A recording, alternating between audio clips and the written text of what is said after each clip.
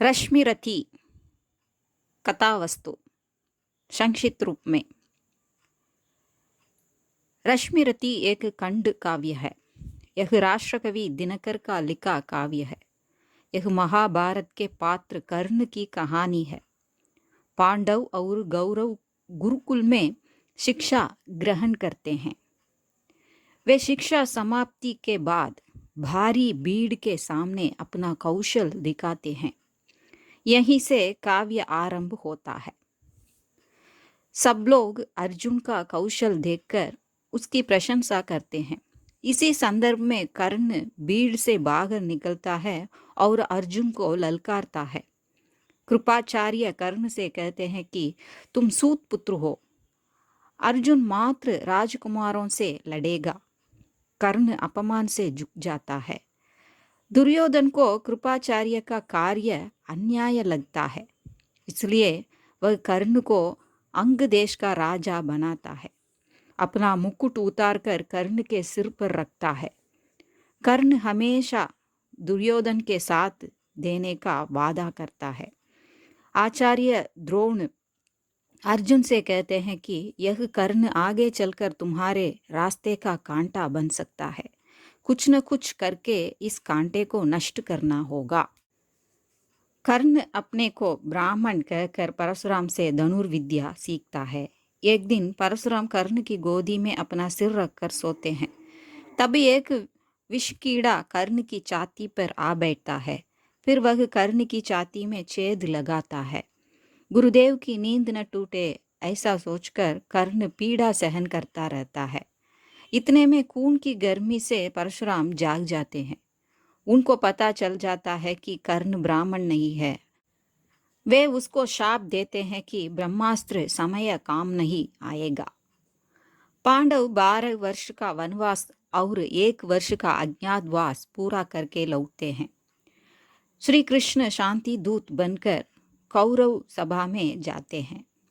दुर्योधन कह देता है कि मैं सुई नोक बराबर जमीन भी नहीं दूंगा, युद्ध जरूर होगा। श्री कृष्ण कर्ण से अकेले में मिलकर कहते हैं कि तुम पांडवों के भाई हो, तुम उनके पक्ष में आ जाओगे तो युद्ध टल जाएगा। मगर कर्ण नकार देता है। इंद्र को मालूम होता है कि युद्ध में कर्ण के हाथों अर्जुन के मरने का खतरा है, इसलिए वह गरीब ब्राह्मण का वेश धारण करके कर्ण के पास जाता है और दान में उसका कवच मांगता है। कर्ण दानवीर है, वह अपना कवच दे देता है। युद्ध शुरू होने से एक दिन पहले कुंती कर्ण से मिलती है। उसे पांडवों के साथ आने को कहती है।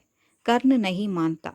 तब कुंती उससे प्रार्थना करती है कि तुम अर्जुन के सिवा अन्य भाइयों को मत मारो। कर्ण कुंती को यह वर दे देता है। युद्ध आरंभ होता है। भीष्म पितामह धराशायी होकर शरशैया पर लेट जाते हैं। इस संदर्भ में श्री कृष्ण घटोत्कच को युद्ध में भेजते हैं।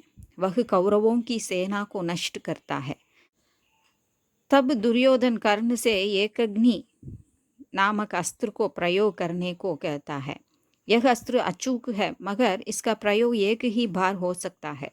कर्ण इसका प्रयोग करके अर्जुन को मारना चाहता था, मगर दुर्योधन का कहना मांगकर उसे घटोत्कच पर प्रयोग करता है। आचार्य द्रोण वीरगति प्राप्त करते हैं। कर्ण सेनापति बनता है। अर्जुन और कर्ण आमने सामने हो जाते हैं। घमासान युद्ध चलता है। कर्ण के रथ की पहिया कीचड़ में फंस जाता है। रथ का सारथी शल्य पहिए को उठा नहीं पाता है। कर्ण उसकी मदद करने जाता है। जब कर्ण पहिए को उठाता है तब अर्जुन तीर चलाकर उसको मार डालता है। कर्ण को भाग्य ने कभी साथ नहीं दिया। कृतज्ञता दिखाने के लिए वह दुर्योधन के साथ रहा, दान दाता रहा। इन्हीं कारणों से मारा भी गया। जिसका गुण मीठा है उसे दूसरे लोग शक्कर के बराबर खा जाएंगे, ऐसा कहा जाता है। प्लीज़ लाइक कीजिए, शेयर कीजिए, सब्सक्राइब कीजिए।